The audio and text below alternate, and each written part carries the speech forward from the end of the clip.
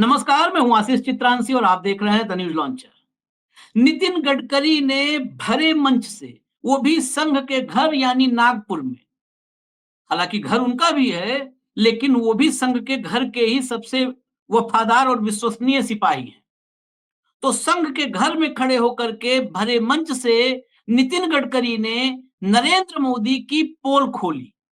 ये खबर सबसे बड़ी अपने आप में है कि नितिन गडकरी उन्हीं के कैबिनेट के सदस्य हैं, लेकिन गडकरी हमेशा खुद को मंत्री से ज्यादा संघ का स्वयंसेवक मानते हैं।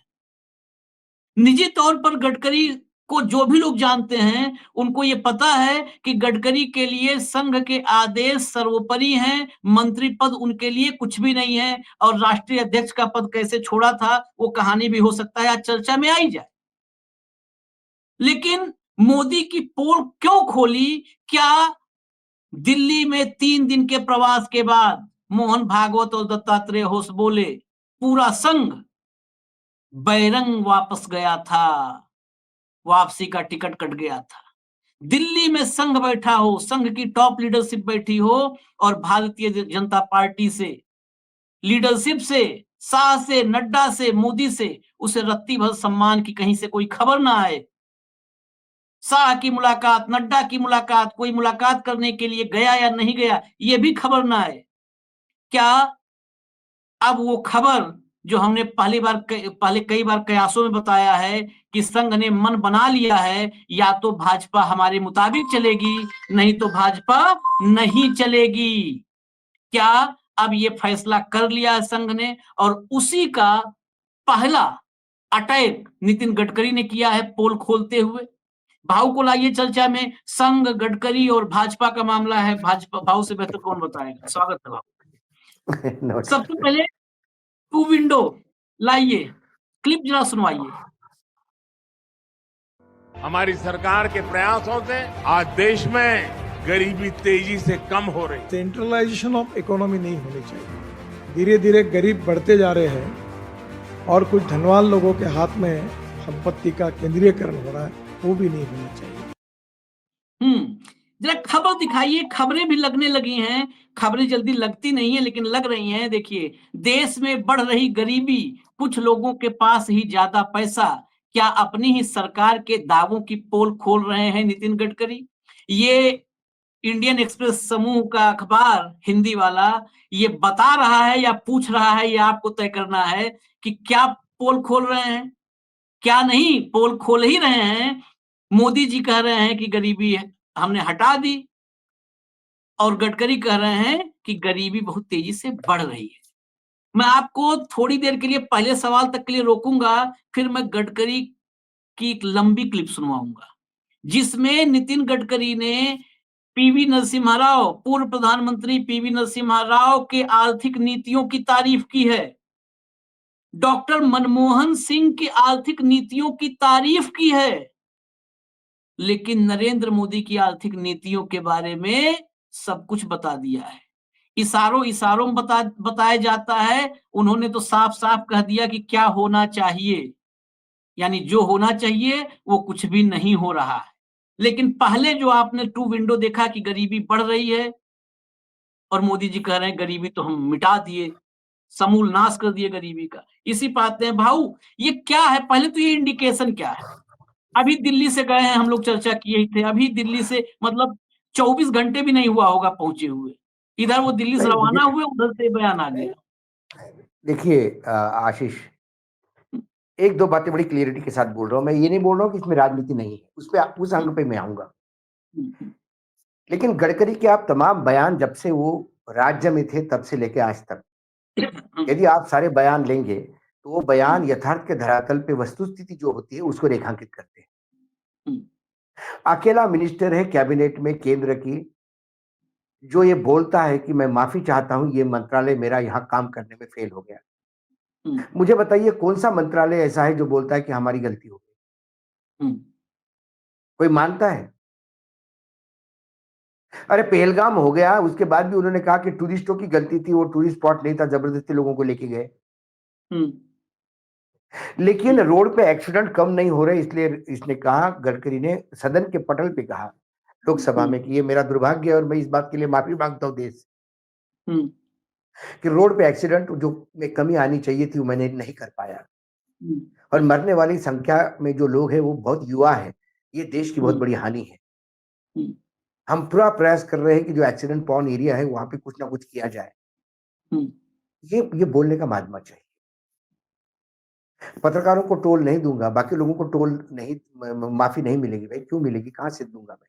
ये मुंह पे कहने की बात होनी चाहिए हम्म, और जो गलती है वो स्वीकार कर लेते हैं, बेबाक बोलते हैं। मुझे बताइए, पूरा गडकरी का जो भाषण है जिस पे हम अब चर्चा करेंगे, हम्म, मुझे बताइए इसमें गडकरी ने क्या गलत बोला?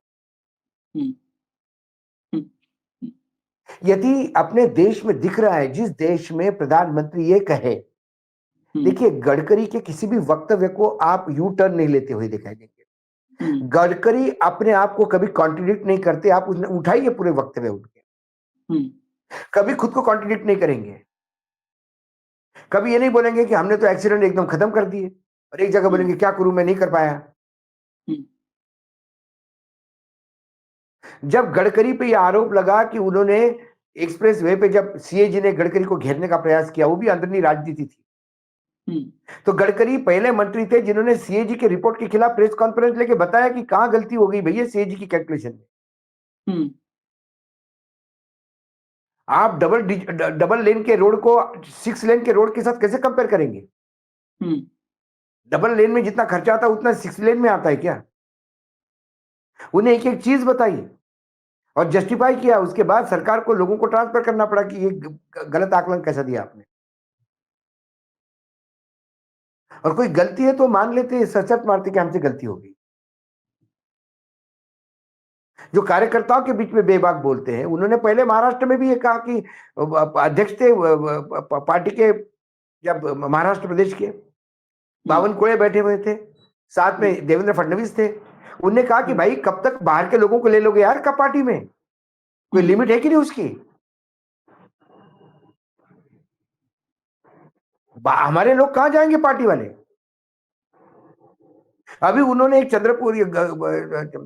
चंद्रपुर या शायद गढ़चिरौली या चंद्रपुर किसी जिले में एक एसपी है, उन्हें एमएलए को कहा कि एसपी को जरा ठीक से मदद करिए आप, रोड़ा मत अटकाइए उसके काम में, नहीं तो फिर देखना पड़ेगा मुझे आप लोगों को। शिंदे गुट के लोग थे वो। उन्हें कहा एसपी बहुत अच्छा काम कर रहा है आपके यहाँ, उसको काम करने दीजिए। ये वही गडकरी है जिन्होंने शिवसेना, जो तब कंबाइंड शिवसेना थी, तब उद्धव ठाकरे को पत्र लिख के कहा था कि आपके सांसद ठेकेदारों से पैसे इतना ले रहे हैं कि मेरे ठेकेदार काम नहीं कर पा रहे, कंट्रोल करिए अपने सांसदों को। किसी ना किसी तो बेबाक बोलना पड़ेगा। आप कर्नाटक में जाके बोलोगे कि 81 करोड़ लोग यदि 5 किलो अनाज नहीं मिला तो भूखे मरेंगे। जिस देश की 70% आबादी सरकार के अनाज के बगैर भूखी मरेगी, वो इकोनॉमी कहां से 4th और 5th इकोनॉमी, 3rd इकोनॉमी होगी वर्ल्ड की? और इसके बाद आप कहते हो कि 70% लोग भूखमरी के कगार पे है, उसके बाद भी आप कहते हो कि यदि इकोनॉमी आगे बढ़ रही है, इसका मतलब जो बचे हुए लोग हैं इनके पास ही सारा कॉन्सेंट्रेट हुआ है। 1% लोग है भारत की, वर्ल्ड बैंक की रिपोर्ट है, 1% लोग है भारत के जिनके पास 70% वेल्थ है भारत की, और 99% में बाकी 30% लोग हैं। तो क्या हो रहा है? इसके पहले मनमोहन सिंह की सरकार थी, कितने लोगों ने भूख के कारण, कितने लोग मरे? आप भी पत्रकारिता में थे तब, मतलब फील्ड रिपोर्टिंग में थे। मनमोहन सिंह के दौरान कितने लोग भूख से मरे, मुझे बताइए। इसका मतलब नरेंद्र मोदी आने के बाद 81 करोड़ लोग भूख से मरने के कगार पे पहुंचे। और ये मेरा वक्तव्य नहीं है, प्रधानमंत्री, आदरणीय प्रधानमंत्री का वक्तव्य है कर्नाटक के चुनाव में। उन्हें कहा कि आने वाले 5 साल और मुझे अनाज देना पड़ेगा 5 किलो। मैं नहीं चाहता कोई रात को भूखा सोए रात को। आपको किसानों को 6,000 रुपए महीना देना पड़ रहा है ताकि वो कुछ जुगाड़ करें। आपको महिलाओं को 3-3 हजार रुपए देने पड़ रहे हैं। ये कैश ट्रांसफर क्यों करना पड़ रहा है? क्योंकि उनके पास कैश जनरेट नहीं हो रहा है, कैश जनरेट नहीं हो रहा है, उनके पास काम नहीं है। मनरेगा का बजट क्यों बढ़ रहा है? प्रधानमंत्री ने तो मनरेगा को बहुत भला बुरा कहा था, 2014 में आए थे। उन्हें कहा था कि यूपी गवर्नमेंट का स्मारक, ये मनरेगा मैंने चालू कर लिया क्योंकि ये स्मारक है यूपी गवर्नमेंट का, मनरेगा। क्यों मनरेगा को आप अलोकेशन बढ़ा रहे हो? मनरेगा में काम लोग करते, इसके मायने लोगों के पास काम नहीं, आशीष। हाँ, वही कर रहे हैं। तो इसका मतलब आप अपने ही पैरामीटर देखिए, मेरे आंकड़े नहीं। आपके बजट में आप मनरेगा को कितना अलॉट करते हैं? किसान निधि क्यों चाहिए देने को भाई किसानों को? यदि आपने हाँ, किसानों की इनकम डबल कर दी तो किसानों को 6,000 रुपए क्यों दे रहे हो आप साल के? हाँ,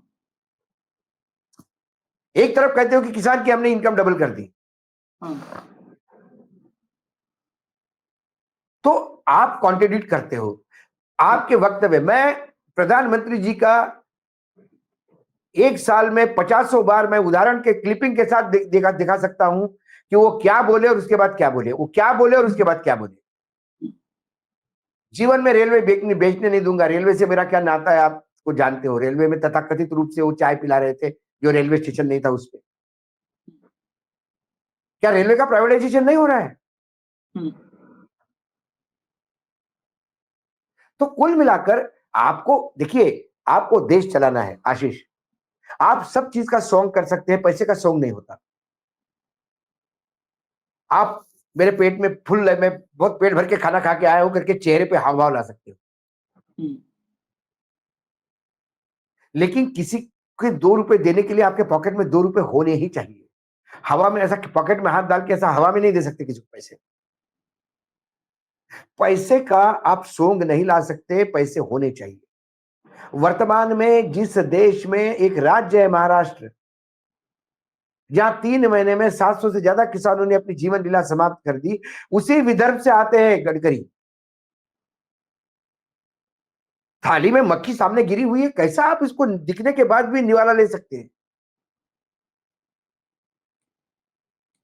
तो उन्होंने कहा कि असंतुलित है।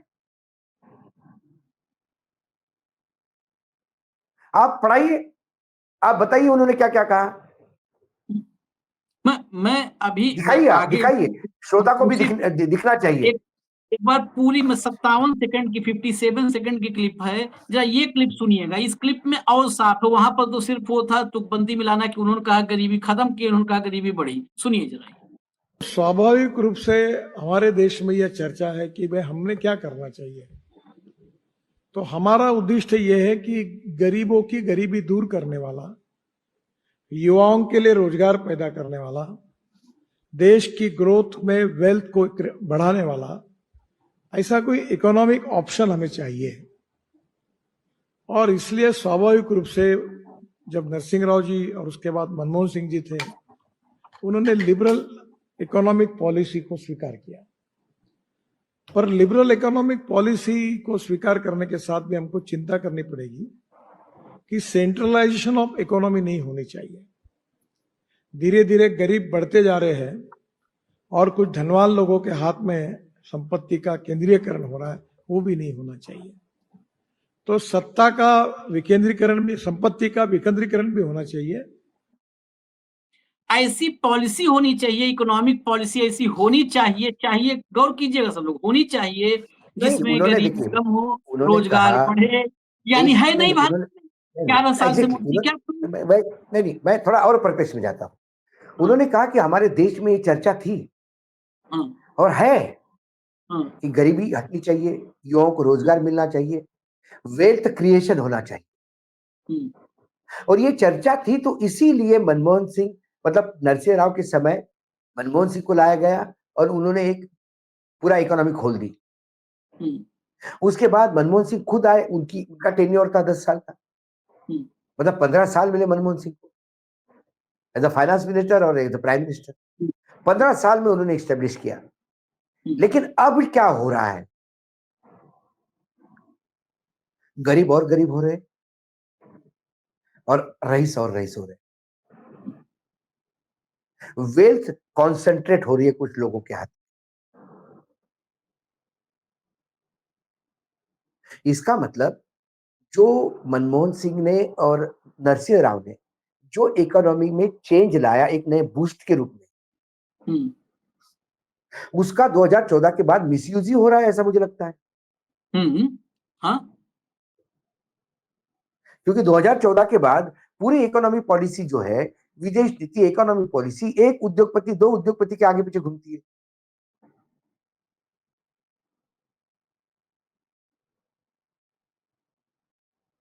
किसी भी उद्योगपति का उदय यदि सरकार के उदय के साथ होता है तो ये मान के चलिए उसके साथ है।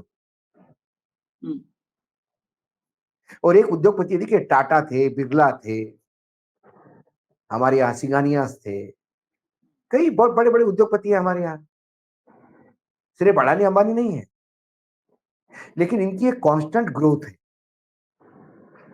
कोई भी सरकार आए, कोई भी सरकार जाए, उन्होंने ग्रोथ की क्योंकि उनके पास विजन था। अडानी जी के ग्रोथ के लिए क्या है, क्या विजन है अडानी जी के पास? मैं तो अंबानी का भी इनिशियल डेज में, जो लोग कॉर्पोरेट सेक्टर, जो लोग अच्छा तरह से जानते हैं, अंबानी की भी ग्रोथ कब हुई? अंबानी की ग्रोथ के लिए सिर्फ प्रणब मुखर्जी जिम्मेदार। हाँ, ओजीएल इन और OGL out, open general licence में विस्कस और बाकी यार्न ओपन जनरल लाइसेंस जैसे 3-3 दिन में सर्कुलर निकलते थे। अंबानी का माल जैसे ही मार्केट में आ गया, ओजीएल बंद, माल ही नहीं, अंबानी का माल ऊंची कीमत पे। अंबानी का माल खत्म हो गया, अंबानी ने माल वहां से शिफ्ट कर पोर्ट कर दिया, जब तक अंबानी का माल इंडिया आता तुरंत खुल जाता, बाकी लोग सौदे करके आते तब तक बंद हो जाता। तो इनडायरेक्टली आपने एक उद्योगपति के हाथ में मोनोपोली दी। आप तो कर सकते हो कि यार ये हमने थोड़ी बोला।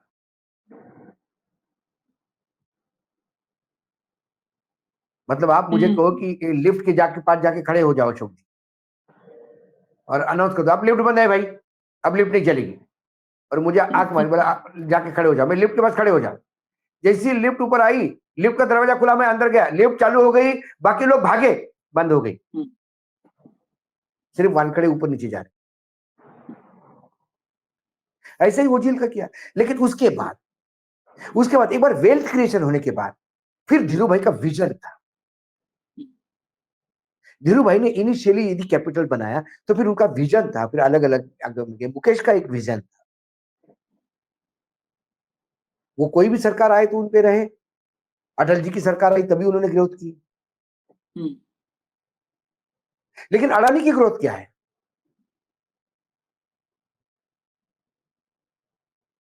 यही अडानी स्कूटर पे घुमा करते थे एक नेता को पीछे बिठा के, और दोनों मिलके प्लास्टिक के पाइप की फैक्ट्री थी दमनदीव। उसके लिए जो दाना लगता है प्लास्टिक का, वो इंपोर्ट करने का काम शुरू कर दिया। जो साथ में पार्टनर थे वो पॉलिटिकली ग्रोथ होती गई, इनकी ग्रोथ होती गई,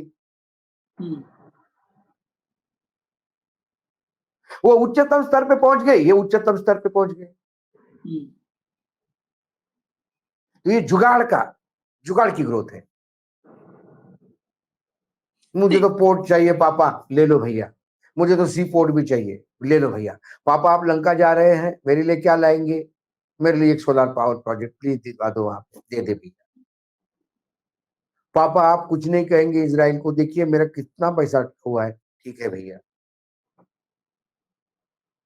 पापा ऑस्ट्रेलिया में माइन लेनी है, आप एसबीआई को बोलो ना, ए एसबीआई जा जरा साथ में खरीद लो।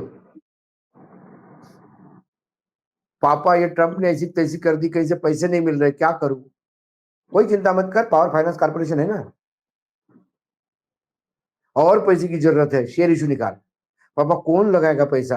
अरे एलआईसी ले लेगा पूरा का पूरा, चिंता मत करो। तो ये विजन की ग्रोथ नहीं, ये जुगाड़ की ग्रोथ है। ये कोलैप्स होते हैं सत्ता जाते ही, क्योंकि आपने गन पॉइंट पे किया, तो गडकरी ने यही कहा ना कि भाई डिसेंट्रलाइजेशन होना चाहिए। वो गलती से एक बात बोल गए, वो भी होना चाहिए। गलती से एक बात बोल गए वो, फिर से एक बार सुनाइए एक क्लिप, तो दर्शकों को वही सुनाने की मजा आ पूरा जाएगा। सुना देता हूँ। मुझे तो लगता है कि सिर्फ मोदी नहीं, मोदी और अडानी दोनों गडकरी को एक ही बात में लपेटा है। गडकरी गलती से बोल गए कि पावर का डिसेंट्रलाइजेशन, फिर एकदम उन्होंने कहा कि नहीं, वेल्थ का सुनिए जरा। हाँ हाँ हाँ। स्वाभाविक रूप से हमारे देश में यह चर्चा है कि भाई हमने क्या करना चाहिए। तो हमारा उद्देश्य यह है कि गरीबों की गरीबी दूर करने वाला, युवाओं के लिए रोजगार पैदा करने वाला, देश की ग्रोथ में वेल्थ को बढ़ाने वाला ऐसा कोई इकोनॉमिक ऑप्शन हमें चाहिए। और इसलिए स्वाभाविक रूप से जब नरसिंह राव जी और उसके बाद मनमोहन सिंह जी थे, उन्होंने लिबरल इकोनॉमिक पॉलिसी को स्वीकार किया। पर लिबरल इकोनॉमिक पॉलिसी को स्वीकार करने के साथ भी हमको चिंता करनी पड़ेगी कि सेंट्रलाइजेशन ऑफ इकोनॉमी नहीं होनी चाहिए। धीरे धीरे गरीब बढ़ते जा रहे हैं और कुछ धनवान लोगों के हाथ में संपत्ति का केंद्रीयकरण हो रहा है, वो भी नहीं होना चाहिए। तो सत्ता का विकेंद्रीकरण भी, संपत्ति का विकेंद्रीकरण भी होना चाहिए। रोक दीजिए, हटा दीजिए। सत्ता का विकेंद्रीकरण भी होना चाहिए। मैं यहीं से अब यहीं पे बेसिकली यहीं आना था, यहाँ आते आते 20 मिनट 21 मिनट लग गए। ये सत्ता का बेसिकली अब संघ, मैं इसलिए कर रहा हूँ ये संघ, क्योंकि अडानी, मोदी अडानी दोनों को इसमें दोनों लपेटे गए हैं। देखिए, क्या संघ गडकरी अब जी की सत्ता के फिलॉसफी मैं विकेंद्रीकरण पर आ गया है? गडकरी जी की फिलॉसफी, देखिए गडकरी जी की फिलॉसफी मैं बता रहा हूँ। राष्ट्र पहले, राष्ट्र के बाद यदि वो तवज्जो किसी को देते हैं तो संघ को देते हैं। उनके लिए दो ही चीजें, आपको पटे ना पटे। और कुछ लोगों को लगता है कि भाई हम बहुत गडकरी की साइड ले रहे हैं। गडकरी बोलते हैं इसलिए उनके बोलने की व्याख्या करें, बाकी लोग तो बोलते ही नहीं, प्रॉब्लम है। मैं जयकारे का व्याख्यान नहीं कर सकता। प्रवचन में क्या हुआ, तो यदि संत कुछ प्रवचन में बोले तो उसकी व्याख्या करूं ना। संत सिर्फ पांडुरंग पांडुरंग जयकारा, जय माता की, जय माता दी, जय माता दी, जय माता दी, जय माता दी 1 घंटे कहे तो मैं क्या बोलूं। जयकारा का विश्लेषण नहीं होता,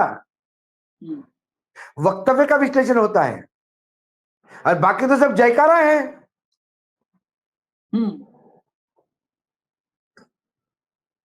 वो बोले नहीं, मैं ये पूछने वाला था। बहुत लोग कहते हैं कि वे जो है वानखेड़े जी के गडकरी के साथ बहुत करीबी संबंध है, तो ये गडकरी जो है वो करते हैं, बड़ा तारीफ करते ये हैं। सिर्फ, ये मुझे छोड़ दीजिए, ये तो गडकरी जी को ही मालूम है मेरे क्या संबंध है। पूर्ति के टाइम पे, तब तो ये यूट्यूब नहीं हुआ करते थे, आप एबीपी के डिस्कशन उठा के देखिएगा, देखिएगा। जब नागपुर पूरा पानी के नीचे आया था, तब गडकरी केंद्र में पूरे देश का इंफ्रास्ट्रक्चर ठीक कर रहे थे। बादल फट गए थे, नागपुर में इतना पानी था, मैं एयरपोर्ट पे खुद अटका हुआ था, घुटने भर पानी में खड़ा था। तब सांसद है नागपुर के भाई गडकरी, घेरना जरूरी है। आज भी हम किसी प्रोग्राम में हम कह रहे थे कि गडकरी जी सिर्फ बड़े बड़े रोड बनाएंगे क्या। हाँ, कल ही परसों की बात, परसों कल ही परसों, ये ग्रामीण क्षेत्र में गडकरी कौन देखेगा। क्या गडकरी के रोड सिर्फ मर्सिडीज के लिए है क्या, बैलगाड़ी के लिए रोड कहाँ है। अंतिम क्रिया करने के लिए लोग जान पे खेल के जाते हैं।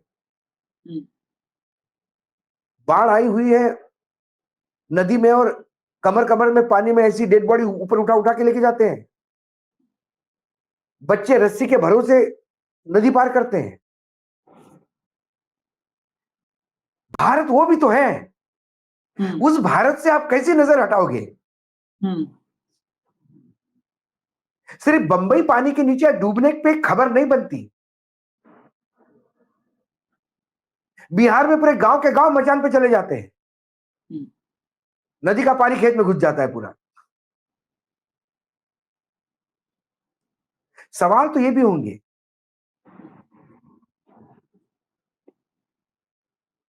मोदी जी के लिए भारत देखने का मतलब, मोदी जी सिर्फ अडानी जी का पोर्ट देख के भारत के विकास पर ताली बजाते होंगे। मैं मोदी जी के फाइनली ताली बजाने में मैं भी शरीक होता हूं कि ठीक है भाई, बढ़िया पोर्ट बनाया, धन्यवाद। लेकिन मेरी नजर भारत भी जाती है ना। 700 किसानों ने अपनी जीवन लीला समाप्त कर दी, उसके ऊपर तो भी तो मुझे देखना पड़ेगा। फाइनली मैं उनके एक लिए चीज कौन बस बोलेगा? आखिरी सवाल, ये जो गडकरी जी ने बोला है वही सब शुरू किए थे, लेकिन वो सवाल का जवाब नहीं आया। ये संघ के भावनाओं की अभिव्यक्ति है। संघ और मोदी के बीच अब फाइनल अलगाव का ऐलान है। क्या माने इसको, हम संघ की दृष्टि से क्या माने? संघ की क्योंकि दृष्टि बड़े से मुझे नहीं बेआबरू लगता। होके दिल्ली से निकले हैं, बड़े बेआबरू। बिल्कुल बिल्कुल, पहले बड़े बेआबरू निकले हैं। लेकिन आशीष, एक मैं और बता दूं आपको, जितना मैं संघ को जान पाया हूं, संघ संघ कछुए की चाल चलता है। खरगोश और कछुए की जो रेस की कहानी हमने बचपन में सुनी थी, प्रतियोगिता, संघ कछुए की चाल से चलता है। संघ किसी बारे में जल्दीबाजी नहीं करता, लेकिन संघ जब मारता है तो बुरी तरह से मारता है। यकीनन जो गडकरी बोले उसमें संघ के विचार होंगे, यह मैं बिल्कुल मानता हूं। क्योंकि गडकरी और संघ कभी विपरीत दिशा में जाते हुए मैंने नहीं देखी।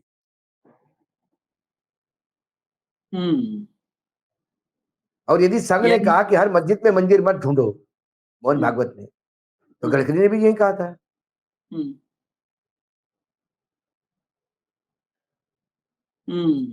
तो कुल मिलाकर यदि देखिए, किसी ना किसी को वस्तुस्थिति जो देश की है उसको रेखांकित करना होगा। अरे हमारे एयरफोर्स वाले बोलते हैं प्लेन नहीं है, हमारे ये बोलते कि हमारे पास एम्यूनेशन नहीं है, रूरल एरिया में जाओ तो पावर नहीं है, गांव में जाओ तो रोड नहीं है, मध्य प्रदेश में इतना बड़ा किसान और गेहूं खरीदते और ये करते, वहां डीएपी के मारामारी चल रही है अभी मध्य प्रदेश में, खाद की मारामारी होती है, बुआई के टाइम पे बीज नहीं मिलता, कभी अतिवृष्टि होती है तो कभी अनावृष्टि होती है, इंश्योरेंस नहीं मिलते, इंश्योरेंस मिले तो 1-1 रुपए के चेक आते हैं, सरकार के पास पैसा नहीं है, और जिसके पास सरकार का पैसा सारा 4 लीटर पेंट पुताई में लाख रुपए जाता है, तो सरकार के पास पैसा कहां होगा?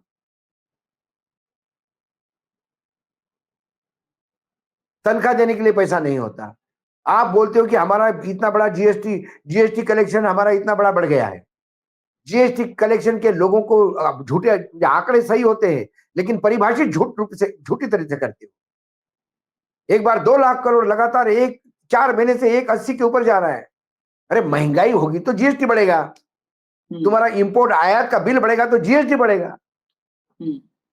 सिर्फ स्टेट और सेंटर का जीएसटी उठा के देखिए, आपको समझ में आ जाएगा देश में क्या हालत है।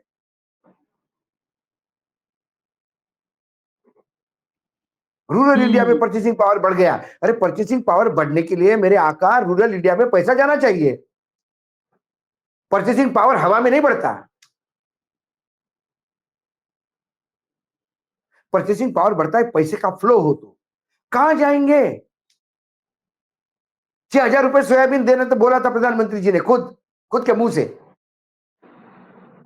3,000, 3,500, 4,000 रुपए सोयाबीन दम मार रहा है। कपास का जब तक रेट 12,000 रुपए पर क्विंटल नहीं होगा, वो उसका मतलब उतने जितने खर्चे पे छूटता है किसान। अभी अमेरिका का एग्रीमेंट क्या मारेगा ये पता नहीं किसी को।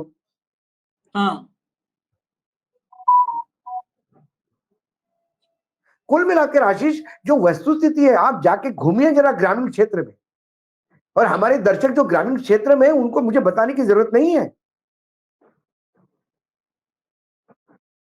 स्कूलों में छत टपकती है, शिक्षक नहीं जाते। महाराष्ट्र सबसे विकसित राज्य है ना, महाराष्ट्र राज्य सरकार ने हाथ ऊपर कर दिया एजुकेशन में। गोद लो स्कूल गोद लो। अरे राइट टू एजुकेशन है, तुम्हारे बाप को देना पड़ेगा शिक्षा। गोद ले लो, सेठ लोग गोद ले लो। फिर जो स्कूल की प्रॉपर्टी बड़ी है, वो स्कूल पे नजर है अडानी जी की, अंबानी जी की, कौन सा स्कूल है, इस स्कूल की प्रॉपर्टी बहुत ज्यादा है, इसको उठाओ, इसको ले लो गोद। मतलब मजाक चल रहा है। पता नहीं इनको कहां से ग्रोथ दिखती है। इस बार प्लेन में सबसे ज्यादा लोग, मतलब प्लेन में जाने वालों की संख्या 3 करोड़ 4 करोड़ बढ़ गई। अरे आइसक्रीम खाने वाले, प्लेन में जाने वाले, पूरे हवाई यात्रा करने वाले देश में जितने लोग हैं वो टोटल 3% में नहीं होते देश के पॉपुलेशन के। आपके द्योतक शेयर मार्केट का उच्चांक है क्या? सोने का रेट ऊपर चला गया, शेयर मार्केट ऊपर चला गया तो इकोनॉमी ठीक होगी? इकोनॉमी तब ठीक होगी जब आपके डिपॉजिट्स बढ़ेंगे। इकोनॉमी तब ठीक होगी जब लोग सोने के अगेंस्ट लोन लेना बंद कर देंगे। इकोनॉमी ठीक होगी जब लोग क्रेडिट कार्ड पे पैसे लेना बंद कर देंगे। पर्सनल लोन बंद हो जाएंगे बैंक से। जिसके पास पैसा होगा तो क्यों लोन लेगा? आप अपना सोना गिरवी रख के बैंक से लोन लेते हैं, इसका मतलब है कि आपके पास पैसा नहीं आ रहा है। आदमी कब चीजें गिरवी रखता है? इतना भी कॉमन सेंस नहीं है क्या? आंकड़े देखिए आप पर्सनल लोन के, गोल्ड लोन के।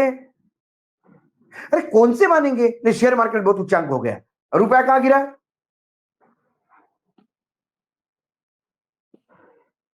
आप किस बीजेपी द्योतक से कहते हो कि हम 5वीं इकोनॉमी हो रहे हैं? आशीष, एक अधिकारी ने, अब क्या बताऊं मैं, एक अधिकारी न्यूजीलैंड में अपने दोस्तों के साथ, एक आईएएस अधिकारी ने सुनाया हुआ किस्सा है। वो घूमने गए थे तो उनके कुछ मित्र थे, कुछ नॉन रेसिडेंट इंडियन, सब इकट्ठा हो गए। तो एक न्यूजीलैंड वाले ने बोला कि your country is poor country, why you are boasting so much? Bharat तो बहुत गरीब देश है, इतना क्या इतराने की जरूरत है? तो उसने हंसते हुए कहा दिया, you know what India is? बोला टेल मी। और अंग्रेजी में उसने बोला कि सारे भारतीय ने एक साथ यदि सुसु कर दिया तो न्यूजीलैंड समुद्र में डूब जाएगा। This is India, this is my strength. 143 crore ये हमारी स्ट्रेंथ है। 143 करोड़ का देश होने की वजह से हम बोलते कि हमारी इकोनॉमी का साइज बड़ा है, लेकिन हमारा जीडीपी में हम कहां है? पर कैपिटा इनकम कहां है? पर कैपिटा इनकम छोटे छोटे देश हमसे कहां ऊपर है?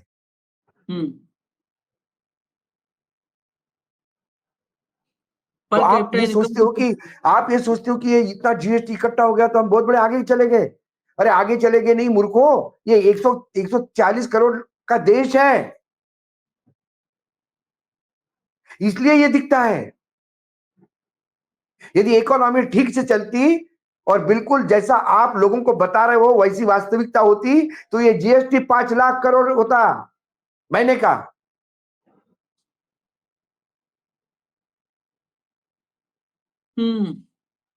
चलिए खैर, अब क्या बताएं? तो गडकरी ने वास्तविकता को रेखांकित किया। अब इसके वास्तविकता जब भी इस देश में कोई रेखांकित करेगा, चाहे पत्रकार करेगा, चाहे सुप्रीम कोर्ट करेगा, चाहे कोई भी करेगा, तो ये सरकार नंगी होती है। क्योंकि मोदी जी की सरकार सिवाय झूठ परोसने के और गलतियों पे चद्दर डालने के, ट्रंप आ गया तो जैसे झोपड़पट्टियों के वहां सफेद कपड़ा टांग दिया था, वैसे छुपा छुपा के ये अपने आप को बड़ा बनाते हैं। तो जब भी वस्तुस्थिति सामने आएगी ये सरकार नंगी होगी, इनके सारे दावे हवाई दावे साबित होंगे। इसलिए गडकरी का ये बोलना सरकार के खिलाफ लगता है, क्योंकि सरकार गलत बयानी करती है। गडकरी ने सरकार के खिलाफ विद्रोह नहीं किया, गडकरी ने वस्तुस्थिति रेखांकित की जो सरकार के दाव के विपरीत दिखती है।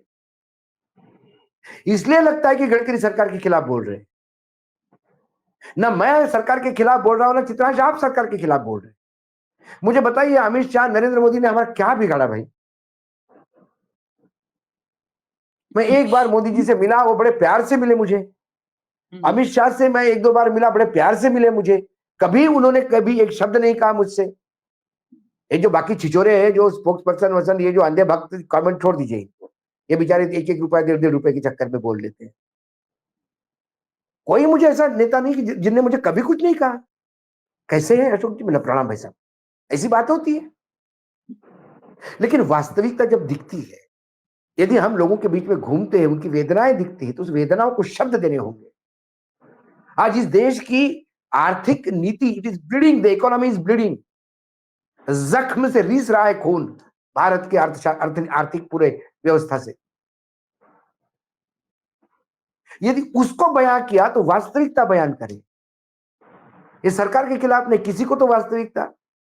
अटल जी का मैं एक स्पीच सुन रहा था। मैं सभी को कहता हूं कि सुन लिया कीजिए। जब हम खाली टाइम बैठते ना आशीष, तो मैं यूट्यूब पे अटल जी के पुराने भाषण सुनता हूं। मतलब मेरी डायरिया भर गई लिख लिख के चीजों को। उन्होंने एक जगह कहा कि एक मराठी में कहावत है, निंदकाचे घर असावे शेजारी। आपका क्रिटिक आपका पड़ोसी होना चाहिए, यही जीवन में तुमको अच्छा रास्ता दिखाएगा। और फिर उन्होंने हिंदी में कहा था, जो एक दिन आपने भी मुझे कहा था, निंदक रखियो जो निंदक नियरे राखिए आंगन कुटी छवाए। लेकिन इस सबसे हाँ। मोदी जी और शाह का कोई तो ये गडकरी खिलाफ बोला, ये बोलने से अच्छा कि कोई तो एक है कि जो वास्तविकता बता रहा है, उस वास्तविकता का निदान करे। तो हो सकता है कि मोदी जी को 100-150 साल तक लोग नहीं जाने थे भाई। वास्तविकता का निदान करिए, उस पर चद्दर मत डालिए। किसान जान दे रहे हैं, उसमें चद्दर डालिए। एक किसान को बुला के लाइए, अच्छा तुम कितना खेत में करते हो, महाराष्ट्र के हर जिले में तुम्हें एक किसान में देता हूं जो नए प्रयोग भी करता है, लाखों रुपए भी कमाता है। लेकिन वो वास्तविकता नहीं है, वो 1-2 एग्जाम्पल है। दिल्ली माने चाणक्यपुरी नहीं है। सही दिल्ली देखना हो तो त्रिलोकपुरी जाइए आप। चाणक्यपुरी के रोड और बड़े बड़े गार्डन देख के कोई कहे बड़ी बड़ी बिल्डिंग्स, क्या यार दिल्ली साफ सुथरी है, तो आओ फिर त्रिलोकपुरी, वो भी पूरी है और वो भी पूरी है, वो नरकपुरी दिखती है। So what you showcase and what exact the things are, it has to be clearly defined, तभी देश चलेगा। हम आत्ममुग्ध नहीं हो सकते। कल अपने आपने सोच लिया आशीष जी कि आपका चैनल नंबर 1 हो गया है यूट्यूब में और 2 करोड़ रुपए आपको मिल रहे हैं, आपने सोच लिया और एक बड़ी मर्सिडीज खरीद के लाए, बैंक वाले मारेंगे जूते से आपको इंस्टॉलमेंट नहीं दोगे तो। आपको पहले इनकम देखना चाहिए, बड़बोलेपन बोल के नहीं चलते कि हमारा तो रेवेन्यू करोड़ों में आ रहा है, लोग तालियां बजा रहे हैं। पता पड़ा वो जिसके बिल्डिंग पे आप रहते हो 3 महीने से किराया नहीं दे रहा, वो तुम्हें चक्कर काट रहा है। आप ऑफिस में फोन करके पूछते हो कि गया क्या वो, मैं आऊं। वस्तुस्थिति में होना चाहिए। और खासकर यदि जो सत्ता में है वो यदि वस्तुस्थिति का उनको भान नहीं है तो वो पॉलिसी भी तय नहीं कर पाएंगे। यदि आपको लगता है कि इस देश में कोई गरीब बचा ही नहीं है तो फिर वो पॉलिसी गरीबों के लिए होगी नहीं, जरूरत ही नहीं गरीबों की इस देश में गरीबों के लिए कुछ करने की। इस देश में बेरोजगारी है ही नहीं तो फिर नए रोजगार सृजन करने की जरूरत ही नहीं है। नए रोजगार बनाओगे तो कहां से लोग लाएंगे। लेकिन जिस दिन आप ये मानोगे कि इस देश में बेरोजगारी है, पकौड़ा तोड़ना जुगाड़ है, पकौड़ा तलना रोजगार नहीं। सेल्फ एम्प्लॉयमेंट बात अलग होती है। और आजकल सेल्फ एम्प्लॉयमेंट वालों को भी डरता है कि वो ठेला कहां खड़ा है उसका, कहीं कोई चड्डी उतार के नहीं देखे उसकी कौन है तो। उसके फर्म से जीएसटी जो मिल रहा है, उसके फर्म से जीएसटी जो मिल रहा है वो चल जाएगा, वो पाक साफ है। उसके यहां से टैक्स मिलता है, वो पाक साफ है। सिर्फ उसके यहां का खाना ही गलत है। तो ये कई चीजें हैं। तो फिर मैं कहता हूं, हमें लगता है ये कहने में कोई दोष नहीं कि सरकार को आईना दिखाया, लेकिन सरकार को आईना किसी ना किसी को दिखाना होगा। ये गंदा काम हम रोज करते हैं। मंत्रिमंडल के एक सदस्य ने किया और उन्होंने जो बोला वो अतिशयोक्ति नहीं है। उन्होंने जो बोला वो आंकड़े मार्केट में है। उन्होंने जो बोला वो यथार्थ के धरातल पे बोला। उन्होंने जो बोला, जो आंखों से देखा वो बोला। अब देखना सरकार क्या बोलती है इस पे, और अब इससे ज्यादा हम लोगों को कोई जवाब नहीं दे, लेकिन कम से कम अपने एक बड़े सीनियर मंत्री को जवाब दे दे, यही हम चाह रहे हैं। हमें फिलहाल इजाजत दीजिए। धन्यवाद भाऊ, बहुत बहुत धन्यवाद। नमस्कार। नमस्कार। नमस्कार।